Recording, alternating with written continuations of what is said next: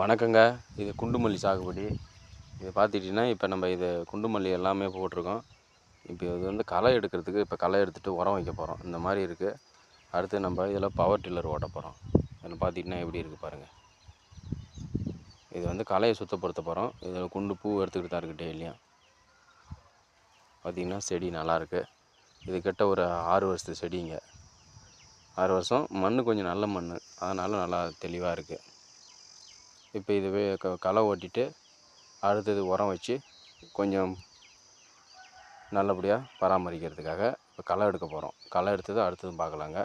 அரும்பு நல்லா வச்சுருக்கு பாருங்கள். இதான் அரும்பு.